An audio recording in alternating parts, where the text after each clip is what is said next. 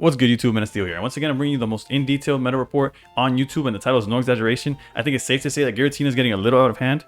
Before we begin, if you're new here, I post all things Pokemon Pocket, from weekly meta reports to Master Ball level deck breakdowns and gameplay, as well as expert solo battle guides. If any of that interests you, please consider subscribing, as we're getting that much closer to 500, and I appreciate every single one of y'all. With that said, let's get right into week 2 of the Celestial Guardians meta, and above all else, stay pro. First things first, for the majority of this video, there will be a lack of Giratina in the diagrams and displays, and that is intentional, as Giratina seems to be in almost every deck this format. And to drive the point home, I wanted to start by looking at this chart right here that shows the percentage of decks that were playing Giratina in the past Arceus Day weekly. Just this weekend, really. At least one Giratina was found in 38.9, basically 40% of like the metagame. And if I'm being completely honest, I only see this number going up in the coming weeks as Giratina continues to dominate both ranked and large tournaments, and as you'll see, it performed very well regardless of the iteration it was in. And let's get into the actual breakdown. Now, taking a look at the actual metagame, or I guess the metagame that's under the umbrella that is Giratina, we see what resembles a pretty diverse format, as we see that there was 10 decks that had at least 2% of representation, which in this case, due to the number of players, was any deck that had more than 20 or more players was basically, like, I guess it's like pointed out. Everything else fell in the other category, as there was just too many decks. And in terms of like how many different decks there is, it is quite like a respectable amount. As far as like which ones perform well, that's when we go into like the top cut and we see what's actually performing. This is only showing what was being played, and although I wouldn't necessarily call myself a psychic, my prediction from the past week was that Darkrai Giratina would once again be the most played deck, after coming in third the previous week. As you see that it jumped from 7% to almost like double, almost 14 at 13.7% of the total play rate, while the play rates of Solgaleo and Charizard, which were the 1 and 2 the week prior, vastly reduced due to the lack of like good performance. Thus, the regression doesn't like come to as a surprise. Last week's Arceus Day actually had Giratina Snorlax come out on top, and as we could all expect, it went up in play rate. But once again, my prediction from the prior week actually came true as well. As looking at the matchups last week, we saw that Snorlax, the Giratina Snorlax build, kind of like struggled versus the top end of decks, whether it was the Giratina, Darkrai, even like Solgaleo gave it some issues. Like whatever was being used the most was actually giving it issues. It just seemed like the guy who won, guy or girl, but they struggled. They kind of like dodged those matchups. Not to take anything away from them, it's just their tournament did not represent like the numbers, if that makes sense. So going off of that, I felt like it was very unlikely for the deck to repeat, although knowing that the deck won led me to believe that the number would go up. Both of those things came true, as spoiler alert, only one Snorlax list made top cut, and it was eliminated immediately in top 64, which once again, this is not like a shot or a slight at the people playing the deck. It's just I'm a fiend for numbers and stats, and all the numbers last week were basically telling us that this would happen. So I'm kind of like, I feel like validated when I say things like that. Another deck that performed very well last week and resulted in an increase in play rate is the Arceus list with Crobat and Carnivine, specifically because there was a bunch of other variants that were like, some were playing like Darkrai, others were like very focused on just Arceus and like Kangaskhan and stuff like that, which did see play. However, the majority and what was successful was the one with Carnivine, and this deck quickly became one of my favorites to use this season outside of like tournament play in my own ranked climb, as I even made a separate video just using the deck. If you're interested in a deeper dive into the deck as well as some gameplay, I have a video already up on my channel that I will link either in a banner or down in the description below, so feel free to check it out if it interests you. The rest of the top 5 based on the play rate includes the 2 decks that play rates grew exponentially compared to the week prior. Since the weekend before, those were Greninja, Giratina, like specifically because Snorlax was like an extension of Greninja, Giratina, but like take out Snorlax and either put Oricorio or Tapu Lele, and you have like that version, and then Garchomp, which last week I simply shouted out due to like it performing well. I got a top 8 finish, but not enough people were on it for me to actually take a deep dive or like compare it to the meta the same way I did with other decks like Snorlax. And basically any deck that saw a lot of representation, I take the time to look at how it did against different matchups, and we will do that in this video as well, finally being able to do it for decks like Garchomp. The rest of the top 10 is made up of the previously mentioned Solgaleo and Stoke Charizard list that fell drastically in play rate, and the rest of the top 10 is rounded up by decks that have struggled to find their footing, as they keep seeing like somewhat of like a respectable play rate. But Decidueye, Masquerada, Magnezone, Oricorio, and the Rampardos Lucario are all decks that keep on seeing like somewhat like decent amount of play, but as far as like where they are or how like relevant they continue to be is like yet to be determined. The other section is made up of a mess of different decks, from like multiple different Charizard variants to a bunch of like random Giratina lists. So as always, we'll just jump to top 64. That gives us a better look at not only what decks were like are real, but were able to survive the grind of an 8-round tournament.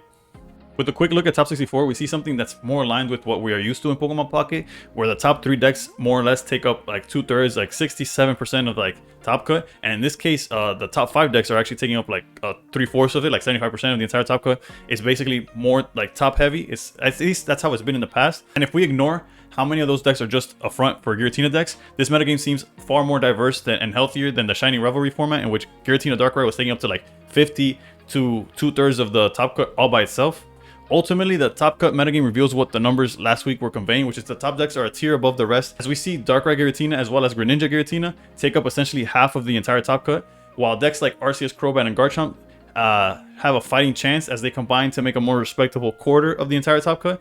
But what is truly like highlights the struggles is decks like Snorlax, Solgaleo, Stoke Charizard, especially in the course of a long-term tournament, where not only do they see like a significant amount of play rate, they don't see that transfer to like too many top cuts. They struggle to like consistently perform throughout the entire in first, like, I guess what I'm trying to say is like those are decks that are strong like in their own right. They're like really good, and they could help you climb in like a Master Ball rank or in ranked. However, since this is directly from a tournament, it's a little harder for them to continue that and do that successfully over like a range of multiple games, because you're thinking it's 8 rounds. The 8 rounds are best of 3, so that's like 24 games, like that could potential 24 games, and as low as like what, like 16, so anywhere from 16 to 24 games. And if you're not consistently like able to do what the deck's supposed to do, decks tend to fall off, and that's what's happening to like these decks that we're talking about specifically, that don't translate like their play rate into like win rates, I guess.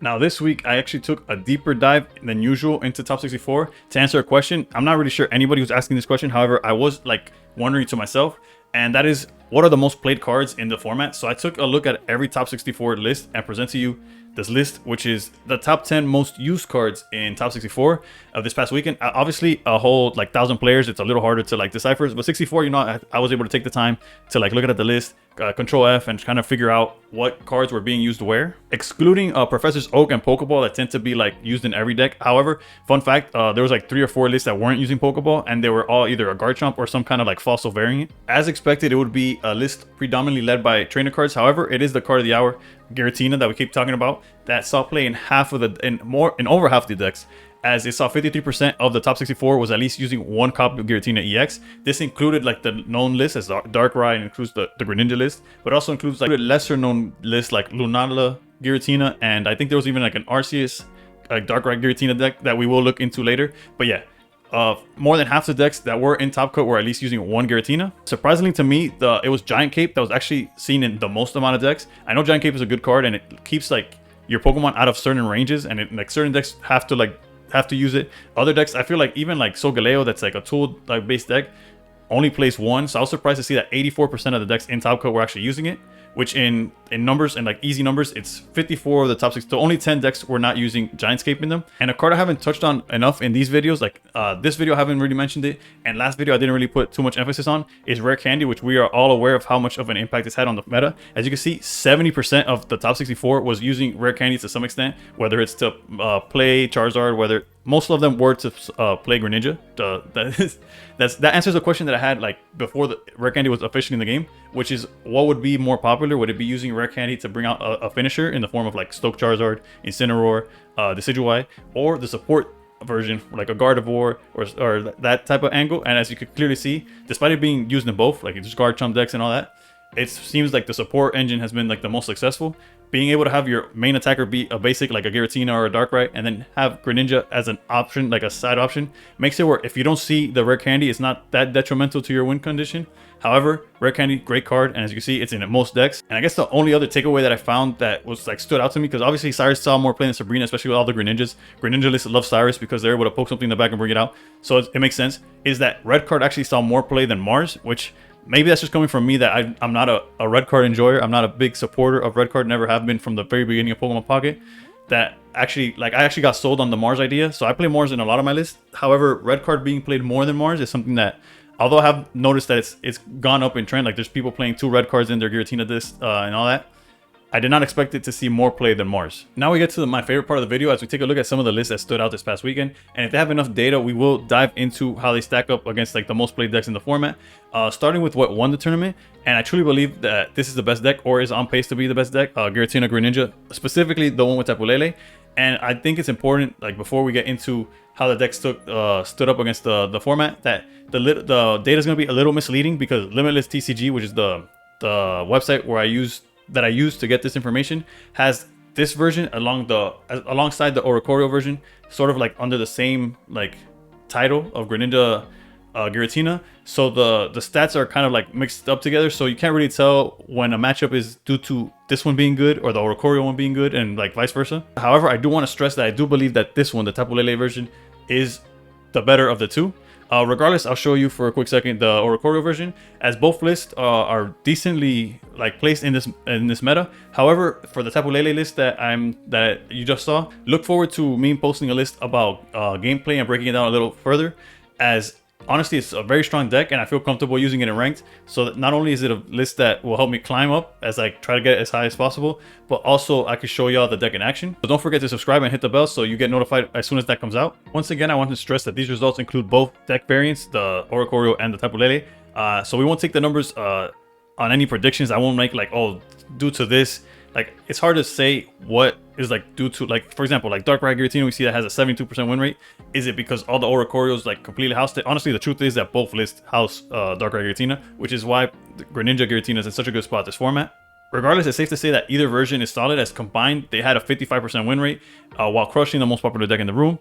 And although it seems like to struggle against some of like the other decks, as you can see, Solgaleo was a negative, Decidueye is negative, Magnezone Oricorio was negative, and Garchomp was housing this deck.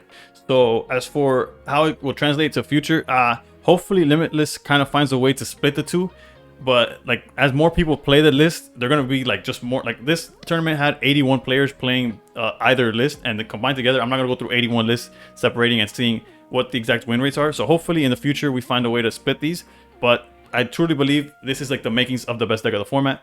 Either way, let's move on to Arceus Crobat with Carnivine, to be specific. However, I want to be honest, the stats do not bode well for this one. And if you want to like a deeper dive into the list as well as gameplay, once again, like I mentioned earlier, there will be a link in the description. So let's jump right into the matchups. And looking at their matchups, despite the respectable 52% win rate that you can see there, this deck had an alarming like performance against like the top deck of the meta, as it dropped more than half of their games against Giratina Darkrai, having a mid-off and struggling to separate itself from the rest of the pack. As you see, it went 50% with, it went half and half with Snorlax, it went half and half with essentially both the Giratina Greninja that we just broke down and Garchomp. And then when it comes to Charizard, which is a deck that has a bunch of flaws itself, again, a negative win rate against that. And technically at this point, like the Arceus Carnivine, what it does best is like bottom feed. As you can see, it crushes Solgaleo, it crushes Decidueye, 10-0 against Oricorio. I guess that's how strong like Carnivine and Crobat are against like the bird. As well as Rampardos, you have a winning rate, a good win rate due to the fact that you have like the type advantage as well. But however, these numbers don't bode well for Arceus like Carnivine or Arceus Crobat, however you want to look or call the deck. As big a fan as I am, and like I said, there's gameplay of me having great success with this. I went on a 12-game win streak with this deck on ranked in Master Ball. But honestly, this does not prove well for like the future.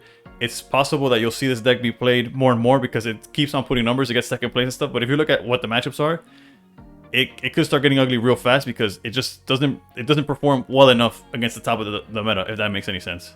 Garchomp, on the other hand, is an interesting deck. It did very well last week and got finished top 8. However, it was very few people playing it, so I wasn't able to look into how it did against the meta to take a better look at how like sustainable the success was. This week, however, with the rise in representation, I'm able to break it down. And honestly, this deck is not in a position to succeed, but it's also not in a position to fail.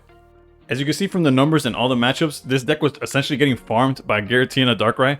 So that's not a very good look for it, as I mentioned before. And I don't really know if there's much the Garchomp list could change that would make it have a better Darkrai matchup, other than like maybe getting lucky and seeing the rare candy earlier and stuff. That's like not one-to-one something that you could improve on. However, what I do believe is that Garchomp does have staying power that other decks I don't like grant. Like I do believe this has a staying power for one specific reason, and it's its win rate against the Greninja Giratina list. Again, it's hard to say whether it's naturally good against the Greninja Giratina, or if it's only good when they have Oricorio because of the whole type advantage. Personally, I do believe it comes from it's good in general, because Garchomp being able to just like shoot the Giratina in the back, there's times when you'll be able to knock it out before they are able to build it up with the help of like Cyrus, and just sniping it 3 times is also a knockout. Like basically the Greninja matchup, if they set and they start setting up a a Giratina, they're trapping themselves or hoping that you don't see the Garchomp or Rampardos, because you could easily start like dealing all the damage to that Giratina before they get anything going. And that alone is what makes me believe that Garchomp has a higher chance to succeed despite its mediocre numbers against like the rest of the meta, in terms of like very, very poor against Darkrai Giratina, struggling with Solgaleo. And let's not even talk about the Decidueye matchup. Luckily, it's not as relevant, and it's not going to be nowhere near as relevant as the Greninja Giratina after it just won the tournament and all of that follows. Before I get further into breaking down win rates of the last few decks in the video, I want to give an honorable mention to two lists like the Garchomp week prior that, although they did very well or did significant performances, there wasn't enough like players or like people on the deck for me to see like basically how they compared to against everything, or if they just got lucky. So regardless, I do feel like these lists are worth like showing, similar to like Garchomp, and look at Garchomp now being like one of the top 5 decks.